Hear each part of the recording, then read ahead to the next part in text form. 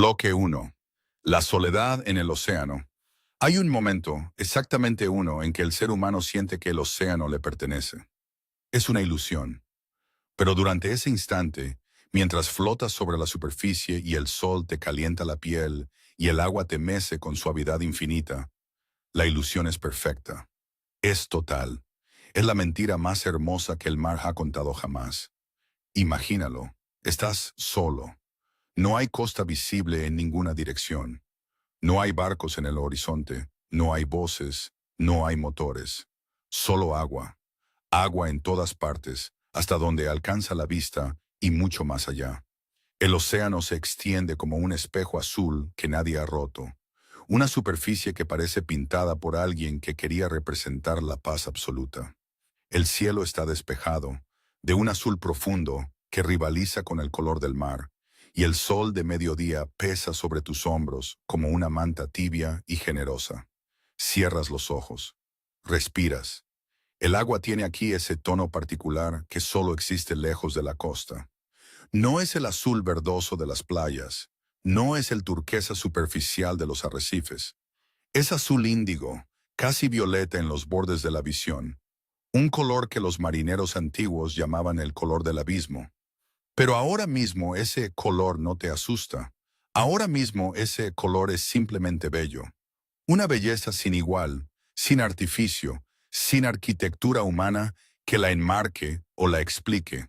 Solo naturaleza en su expresión más pura. Flotas de espaldas. Esa es la postura de la rendición, la postura del que se entrega. Con el cuerpo horizontal sobre la superficie, los brazos abiertos, los pies apuntando hacia el cielo, el mar te sostiene como si fuera un lecho construido para ti. La salinidad hace que el cuerpo sea más ligero, que la gravedad parezca una opinión en lugar de una ley. Sientes cómo la tensión abandona tus músculos, uno a uno, como si el agua fuera extrayendo de ti todo aquello que cargabas sin saberlo. Las preocupaciones, los miedos cotidianos, el peso de los días. Las olas son pequeñas, apenas ondulaciones que te elevan y te bajan con una cadencia hipnótica, casi maternal. Suben, bajan, suben, bajan. El ritmo del océano en calma es el ritmo más antiguo que existe, un pulso que precede a toda vida terrestre, que existía cuando la Tierra aún no tenía nombre. Cada oscilación es un abrazo lento, una caricia que dura segundos y luego se retira para volver a comenzar. El agua roza tus oídos y los cubre a intervalos, apagando el mundo, devolviendo el silencio. Y en ese silencio, la mente comienza a vaciarse. Piensas en nada, piensas en el calor, piensas en que esto es lo más cerca que has estado de la paz en mucho tiempo. El estrés que traías contigo desde tierra, esa carga permanente de obligaciones y urgencias y notificaciones, se ha disuelto en el agua salada como se disuelve el azúcar. Ya no existe. Solo existes tú y el océano parece benevolente hoy, parece generoso, parece inofensivo. No hay nada aquí, te dices. La frase surge sola, sin necesidad de pronunciarla. La piensas como quien enuncia una verdad evidente, una suma sin posibilidad de error. Miras a tu alrededor, giras lentamente sobre la superficie y confirmas lo que ya sabías. No hay nada. Solo agua, solo cielo, solo tú, flotando en el centro de un círculo perfecto de calma azul. Tus ojos, desde esta posición horizontal, apenas alcanzan a ver la superficie. Los reflejos del sol danzan sobre el agua en destellos dorados que se fragmentan y se recomponen sin descanso. Un espectáculo de luz que los artistas han intentado capturar en lienzo durante siglos sin conseguirlo del todo. Hay una profundidad visual en el color del agua que resulta extrañamente tentadora. ¿Quieres mirar dentro? ¿Quieres ver qué hay bajo esa superficie refulgente? Bajas la vista, el agua es transparente los primeros centímetros. Puedes ver tus propias manos a través de ella, ligeramente distorsionadas por la refracción, como si pertenecieran a otro cuerpo, a otra versión de ti mismo que habita justo bajo la frontera del mundo líquido. Más abajo, La transparencia se vuelve translúcida y luego el color se oscurece gradualmente hasta convertirse en ese azul profundo que no deja ver nada. El agua te devuelve una oscuridad serena, casi amigable. No hay nada allí, solo agua. Pero aquí está la verdad que el océano no te dirá nunca de frente, la verdad que guardará con toda la indiferencia de lo infinito. Esa sensación de paz que tienes ahora mismo no es real, no en el sentido en que importa. La calma de la superficie no tiene ninguna relación con lo que ocurre en las capas que no puedes ver. El océano no es un espejo, no es una manta, no es un abrazo.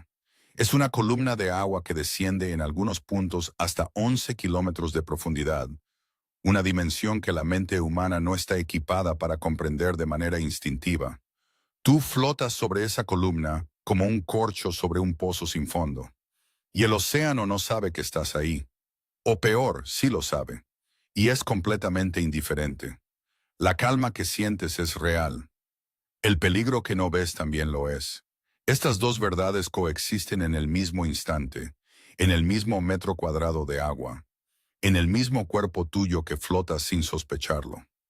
El océano no distingue entre el turista que vino a relajarse y la presa que se separó del grupo. Para el océano, para todo lo que vive en él, esas dos cosas son exactamente lo mismo.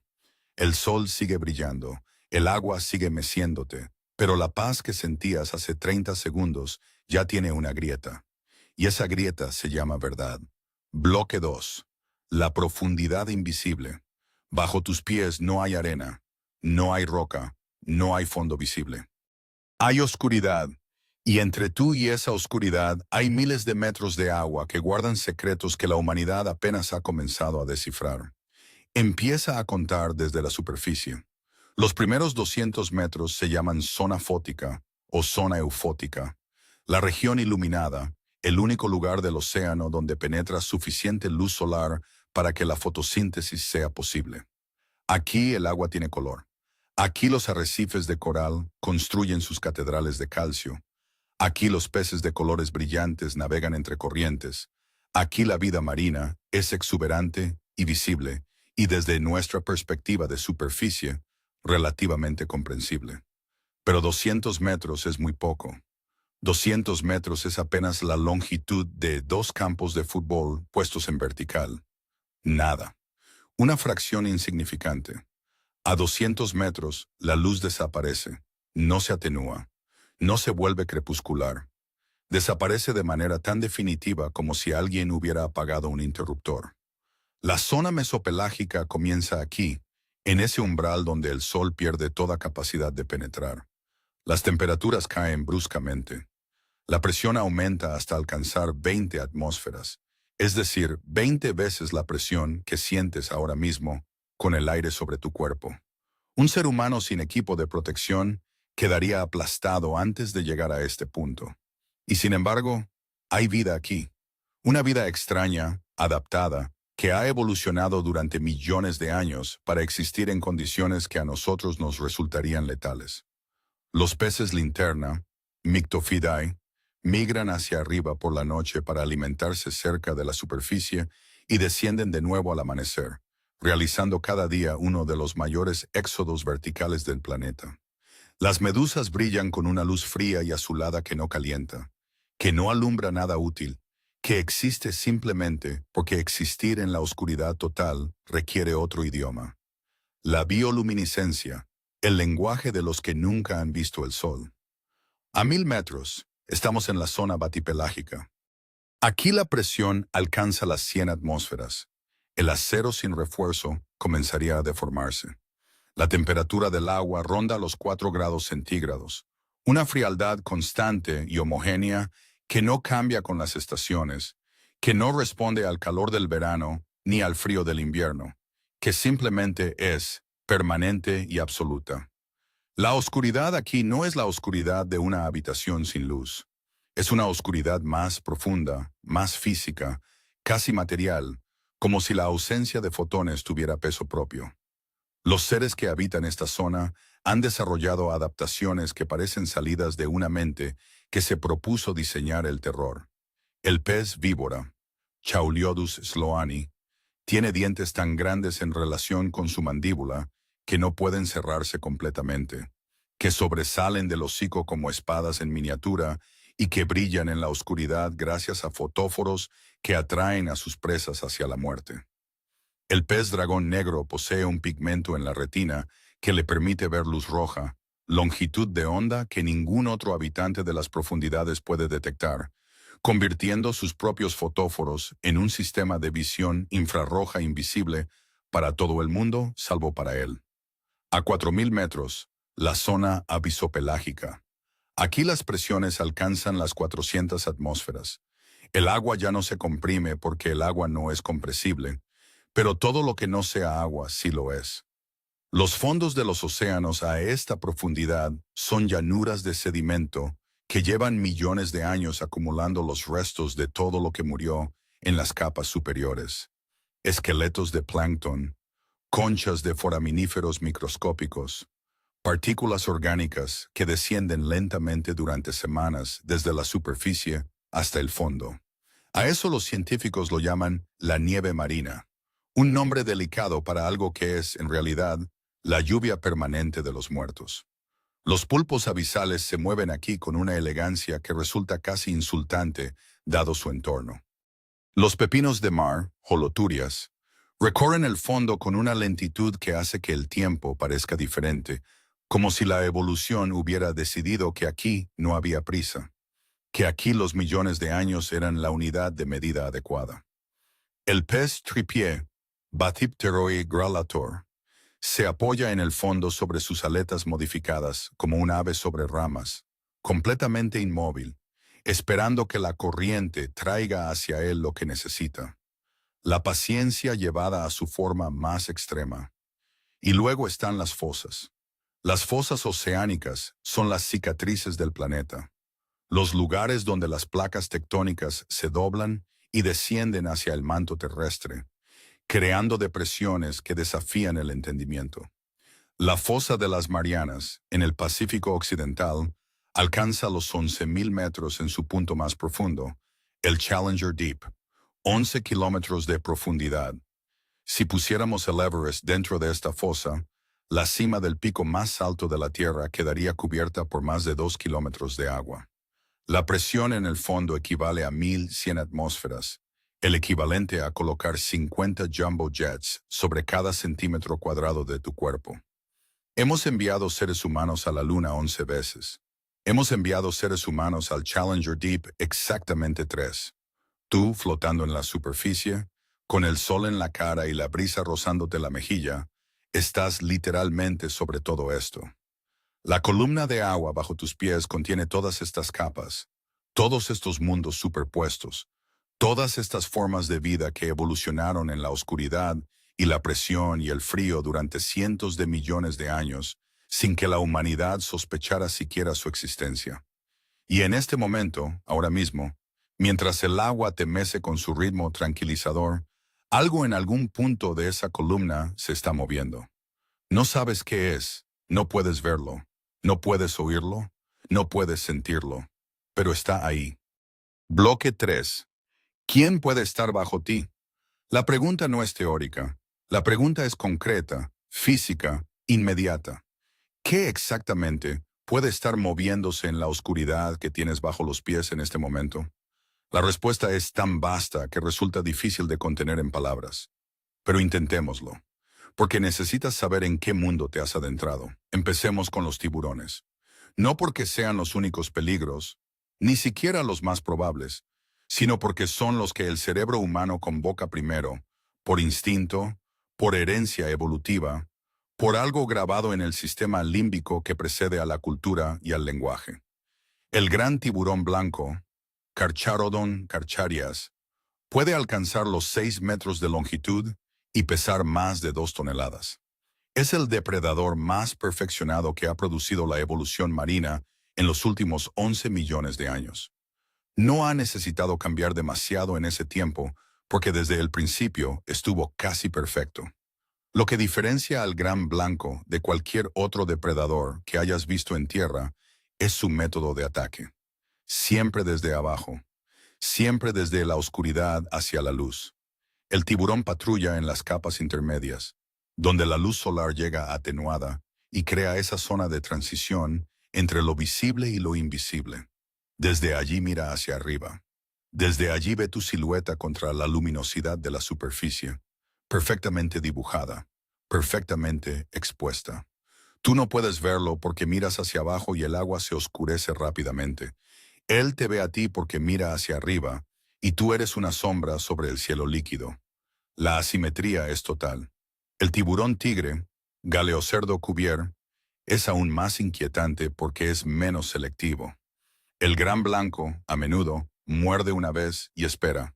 No tiene certeza de que lo que acaba de morder sea nutritivo, y arriesgarse a una lucha con algo desconocido puede costarle una lesión. El tiburón tigre no tiene esas dudas. Es conocido entre los biólogos marinos como el cubo de basura del océano. No de manera despectiva, sino descriptiva. Come prácticamente cualquier cosa. En sus estómagos se han encontrado neumáticos, matrículas de automóviles, trajes completos, partes de animales terrestres que cayeron al agua. Si el tiburón tigre está bajo ti, su proceso de decisión es significativamente más corto. El tiburón oceánico de puntas blancas, Carcharhinus longimanus, merece mención especial porque es el más peligroso en situaciones de naufragio. No por ser el más grande ni el más agresivo en términos absolutos, sino porque es el habitante más común del océano abierto, el que habita las aguas azules profundas lejos de la costa, exactamente el entorno en que nos encontramos. Durante el siglo XX fue considerado el tiburón que más vidas humanas ha cobrado en total, en gran parte por su papel en los naufragios de guerra, donde los supervivientes flotaban durante horas o días en aguas abiertas. Pero los tiburones son solo el comienzo. Considera la ballena azul, Balaenoptera musculus, el animal más grande que ha existido en la historia de la Tierra. 30 metros de longitud, 150 toneladas de peso. Un corazón del tamaño de un automóvil pequeño que late una vez cada 2 minutos.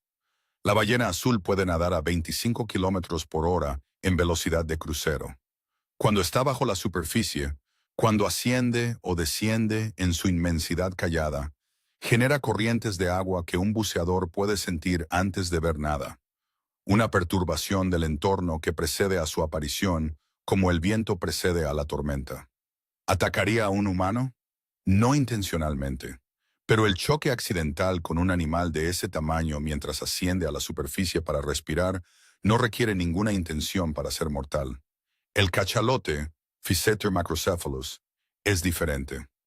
18 metros de longitud, 50 toneladas, con la cabeza más grande de cualquier animal que haya existido, que ocupa un tercio de su longitud total y alberga el órgano productor de sonido más potente del reino animal.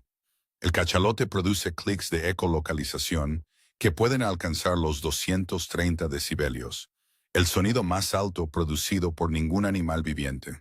Para contextualizarlo, 194 decibelios son suficientes para causar la muerte de un ser humano por onda de presión. Un cachalote activo en tu proximidad inmediata podría matarte con el sonido antes de que pudieras procesar que algo iba mal. Además, los cachalotes cazan calamar gigante a profundidades de 1000 metros, y cuando ascienden después de una inmersión de 90 minutos, suben con una velocidad que hace que los buzos experimentados les tengan un respeto profundo y una distancia mayor. El calamar gigante, Architeuthis dux, permanece en gran parte envuelto en misterio porque los ejemplares vivos en su hábitat natural fueron filmados por primera vez en el año 2004. Antes de esa fecha, lo único que sabíamos de ellos provenía de cadáveres varados en playas, de los contenidos estomacales de los cachalotes y de los calamares monstruosos que aparecen en los registros históricos de marineros de los siglos XVII, XVIII y XIX. Pueden alcanzar los 13 metros de longitud. Sus tentáculos están armados con ventosas que en su borde llevan ganchos de quitina resistentes como el acero. Sus ojos miden 30 centímetros de diámetro, los ojos más grandes del reino animal, diseñados para captar cualquier fotón disponible en la oscuridad profunda. El calamar colosal, Mesonichoteuthis hamiltoni, es todavía mayor y menos estudiado. Los escasos ejemplares recuperados sugieren que puede superar los 14 metros y un peso de 700 kilogramos. Sus ventosas no tienen solo ganchos, sino estructuras giratorias con bordes afilados como cuchillas. No es un depredador de superficie, pero habita en las capas que están directamente bajo la zona donde flotas. Y luego están los seres que ni siquiera tienen nombre popular porque nadie los ha visto con suficiente frecuencia como para que la cultura los haya registrado. Los peces dragón, que habitan a 500 metros y que tienen mandíbulas articuladas en múltiples puntos para engullir presas más grandes que ellos mismos.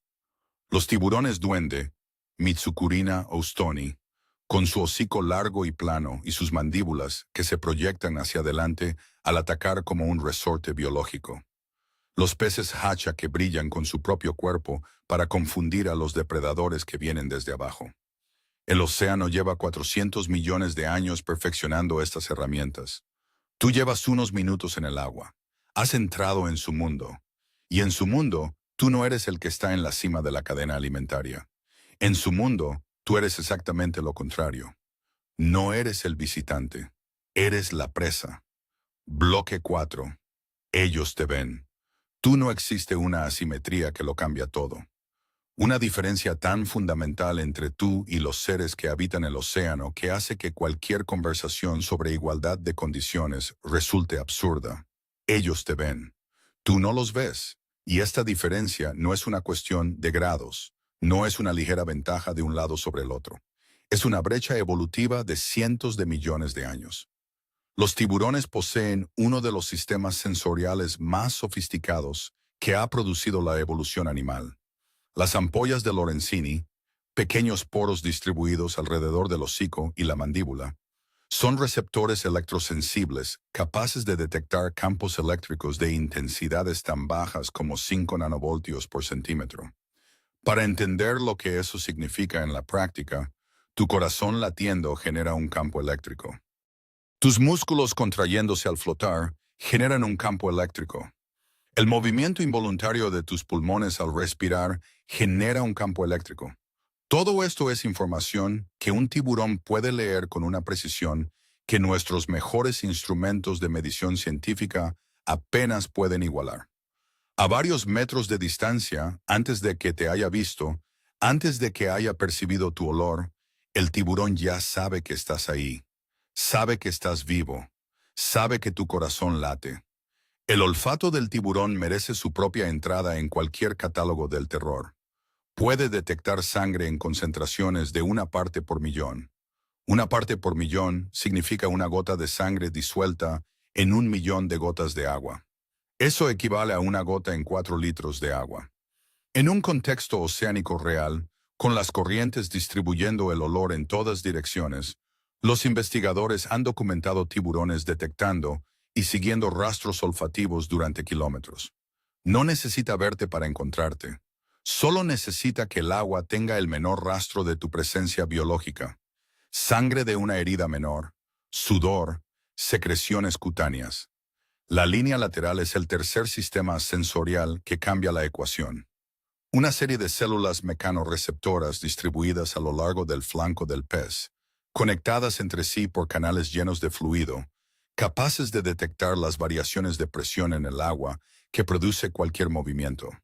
Un pez moviéndose a 10 metros de distancia crea una perturbación hidrodinámica mínima, imperceptible para cualquier instrumento que un humano pueda llevar al agua. Para el tiburón, esa perturbación es tan legible como una señal de radar. Sabe exactamente dónde estás. Sabe si te estás moviendo o estás inmóvil. Sabe si tus movimientos son los de alguien que nada con confianza o los de alguien que forcejea con dificultad. El forcejeo, por cierto, es exactamente la señal que atrae. En la naturaleza marina, el forcejeo en la superficie significa un animal herido, un animal en apuros, un animal que no va a poder escapar. La selección natural ha programado a los depredadores marinos para que esa señal dispare una respuesta de atención inmediata. Cuando los humanos entran en pánico en el agua, y el pánico produce exactamente ese tipo de movimientos irregulares e intensos, Están emitiendo la señal perfecta de presa en apuros. La recomendación de los expertos de mantenerse calmado ante un avistamiento de tiburón no es solo psicología, es física del comportamiento depredador. Las orcas, Orcinus orca, añaden una dimensión completamente diferente a esta asimetría. No son más grandes que los grandes tiburones blancos, pero son inmeasurablemente más inteligentes. Las orcas tienen la segunda masa encefálica más grande en relación con el cuerpo de cualquier animal marino, superada solo por los humanos entre los mamíferos, con una estructura cerebral que muestra regiones de procesamiento emocional y social más complejas que las de la mayoría de primates. Cazan en grupos coordinados, comunicándose mediante dialectos específicos de cada clan familiar, ejecutando estrategias que requieren planificación, coordinación temporal y asignación de roles. Han sido documentadas enseñando técnicas de caza a sus crías. Han sido documentadas jugando con sus presas antes de matarlas, lo que implica no solo inteligencia, sino algo que los científicos se muestran reluctantes a llamar crueldad, pero que funcionalmente se le parece.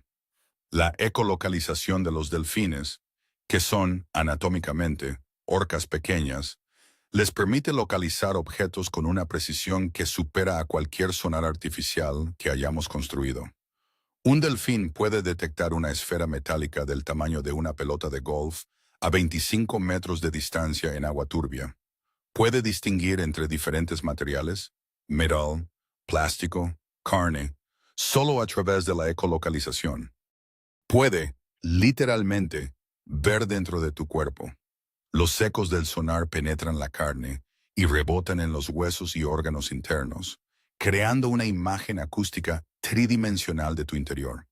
Cuando un delfín te mira con su sonar, está viendo tus costillas, está viendo tus pulmones, está viendo tu corazón latir. Y tú, flotando en la superficie con los ojos entreabiertos bajo el sol, ¿qué puedes tú percibir?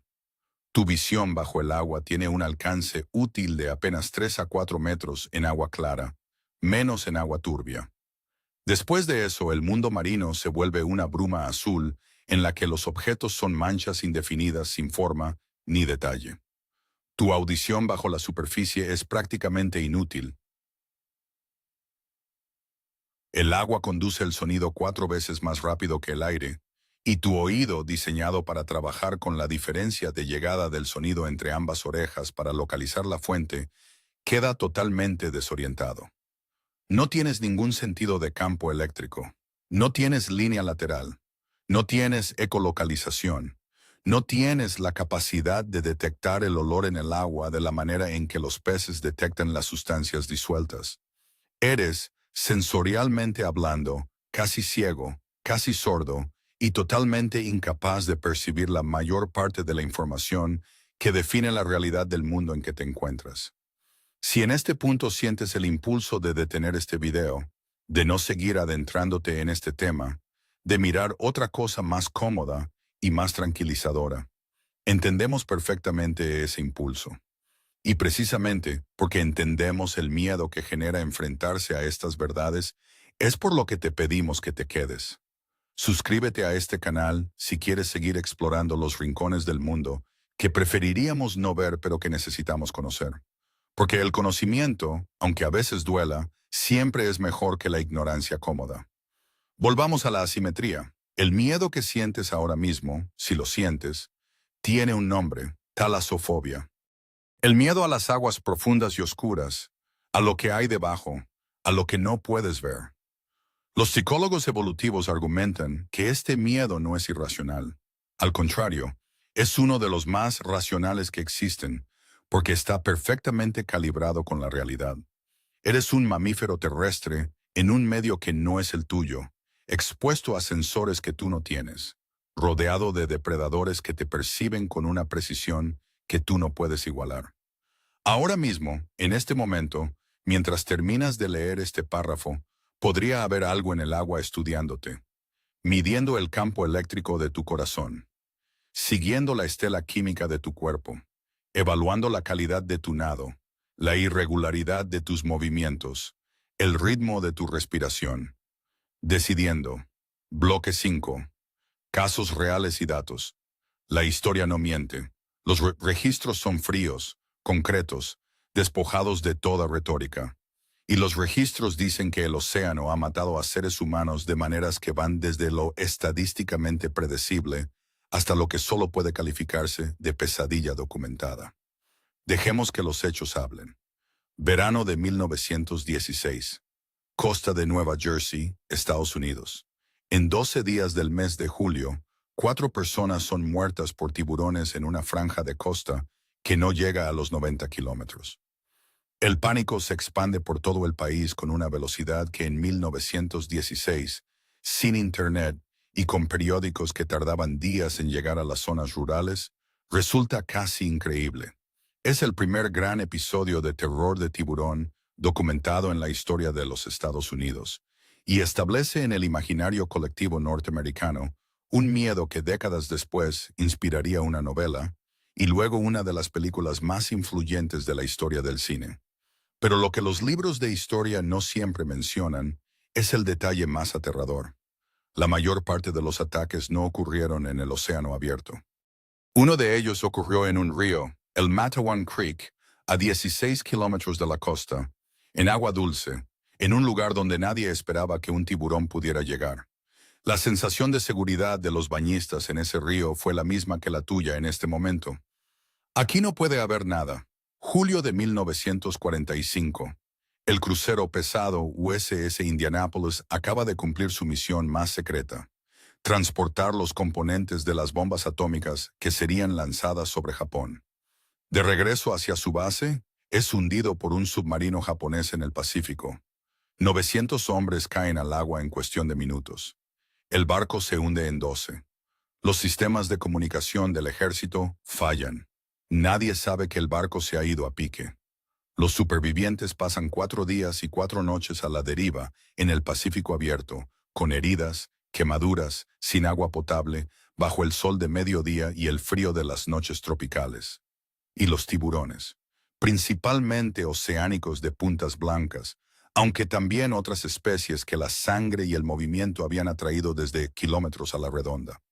Los relatos de los supervivientes, recogidos en testimonios que los historiadores han verificado de manera independiente, describen cómo los tiburones atacaban durante el día y durante la noche, cómo los hombres que se separaban del grupo por agotamiento o inconsciencia eran arrastrados bajo la superficie, cómo los grupos intentaban mantenerse unidos para reducir la probabilidad de ataque. Cuando finalmente fueron rescatados, de los 900 que habían entrado al agua, sobrevivían 316. Las estimaciones sobre el número de muertes atribuibles directamente a ataques de tiburón varían entre 150 y 200. Es el mayor ataque de tiburón a seres humanos documentado en la historia. La isla de Reunión, territorio francés en el Océano Índico, ha vivido en las últimas 2 décadas un fenómeno que las autoridades han llegado a calificar de crisis. Desde el año 2011, la frecuencia de ataques de tiburón, principalmente tigre y toro, ha aumentado de manera significativa. Pescadores que llevan toda la vida trabajando esas aguas, surfistas en playas que frecuentaron durante años sin incidente. Las estadísticas son brutales. Más de 50 ataques documentados en menos de 15 años, con una tasa de mortalidad inusualmente alta. Las autoridades han implementado medidas de protección, redes, programas de captura y traslado. El debate sobre la causa, cambio climático que altera las rutas migratorias, cambios en las poblaciones de presas, modificación de ecosistemas costeros, continúa sin resolverse. Pero los ataques no han cesado. En Australia, donde la relación entre los surfistas y los tiburones forma parte del folclore nacional, los datos del Australian Shark Incident Database son elocuentes. El 80% de los ataques no provocados registrados tienen en común una característica: la víctima no vio al tiburón hasta el momento del impacto, o no lo vio en absoluto. Algunos supervivientes describen simplemente un golpe violento, sin ninguna señal previa, sin ningún aviso, sin el más mínimo indicio de presencia. El ataque llegó desde abajo, como siempre. El 16 de junio de 2021, El pescador comercial Michael Packard estaba buceando cerca de Provincetown, en Cape Cod, Massachusetts, buscando langostas a una profundidad de entre 12 y 15 metros. Sin advertencia, sin que pudiera procesar qué estaba pasando, fue engullido por una ballena jorobada. Dentro de la boca de la ballena, en la oscuridad completa, con el animal intentando expulsarlo como un objeto extraño, Packard fue consciente de su situación durante lo que él describió como los 40 segundos más largos de su vida. La ballena lo escupió a la superficie. Packard sobrevivió. Pero ese incidente, que los biólogos marinos calificaron de accidental, de una probabilidad estadística casi imposible, nos recuerda que las ballenas jorobadas, con bocas que pueden contener un automóvil, comparten el océano con los nadadores y los buceadores de manera habitual, y que la imposibilidad estadística no protege a nadie individualmente. Los registros históricos de la pesca de arrastre profundo son una fuente constante de sorpresas que los científicos intentan sistematizar y que el público general raramente conoce. Las redes de arrastre que trabajan a profundidades de entre 500 y 2000 metros traen a la superficie, de manera regular, ejemplares de especies que la ciencia no ha catalogado. No es una exageración periodística ni una licencia dramática. Es un hecho documentado en las publicaciones especializadas. Cada año los océanos revelan nuevas especies de cefalópodos, de peces de profundidad, de crustáceos abisales que nadie sabía que existían. En 2020, una expedición al fondo del mar de Java identificó más de 30 especies potencialmente nuevas en una sola campaña de muestreo. El océano sigue siendo, en términos de biodiversidad, el territorio más inexplorado de la Tierra. Y eso nos lleva a la estadística que más debería hacernos reflexionar. El 80% del océano no ha sido cartografiado, explorado ni estudiado con ningún nivel de detalle. Tenemos mapas más precisos de la superficie de Marte, de la Luna, de Venus, que de nuestro propio fondo oceánico. El 95% del volumen total del océano es territorio completamente desconocido para la ciencia. No sabemos qué vive allí. No sabemos qué tamaños alcanzan las especies que hemos encontrado en condiciones controladas. No sabemos si lo que hemos encontrado representa la excepción o la norma. Las proyecciones más conservadoras estiman que entre las especies marinas, aún sin describir, se encuentran algunas de los mayores animales del planeta. El océano ha matado a más seres humanos a lo largo de la historia que cualquier guerra registrada. Los naufragios, las tormentas, las corrientes, las criaturas, el frío, la sed. Cada año, decenas de miles de personas mueren en el mar de maneras que raramente llegan a las portadas de los periódicos. El océano no hace distinciones, no conoce la compasión, no responde a la súplica, ni a la experiencia, ni al valor, y no ha terminado. Bloque 6. El pensamiento final. El golpe. Vuelves a la superficie. El sol sigue ahí. El agua sigue siendo azul. El silencio sigue siendo exactamente el mismo que al principio. Nada ha cambiado en la superficie. Y sin embargo, algo ha cambiado de manera irreversible en ti. Porque ahora sabes lo que había bajo tus pies cuando creías que no había nada. La pregunta no es si deberías tener miedo al océano. La pregunta más honesta, la que merece una respuesta real, es esta. ¿Por qué alguna vez pensaste que no deberías tenerlo? La talasofobia, el miedo a las aguas profundas, oscuras, vastas, a lo que puede haber en ellas, es oficialmente clasificada como fobia en los manuales de psicología. Como tal, se la trata como una respuesta irracional, desproporcionada, un error del sistema de alerta del cerebro que activa el miedo donde no debería haberlo. Pero los psicólogos evolutivos llevan décadas cuestionando esa clasificación. Porque si analizamos fríamente la evidencia, la talasofobia es perfectamente racional. Es, de hecho, una de las pocas respuestas de miedo que está completamente justificada por la realidad objetiva del entorno que la provoca. El miedo irracional es el que se activa ante amenazas que no existen o que son tan improbables que la respuesta de estrés resulta desproporcionada. El miedo a las arañas inofensivas, el miedo a los espacios abiertos vacíos, el miedo a números o colores específicos. Esos miedos no responden a una amenaza real. La talasofobia sí, cada elemento que activa ese miedo, la profundidad, la oscuridad, la invisibilidad del fondo, la posibilidad de depredadores, es real, no imaginado, no exagerado, real. El océano cubre el 71% de la superficie de la Tierra. Contiene el 97% de toda el agua del planeta. Su profundidad media es de 3.688 metros. Su punto más profundo supera los 11.000. En términos de volumen, los océanos contienen 1.300 millones de kilómetros cúbicos de agua. Es un número que el cerebro humano no puede procesar de manera intuitiva porque no existe en nuestra experiencia cotidiana ninguna referencia que lo ancle a la realidad perceptual.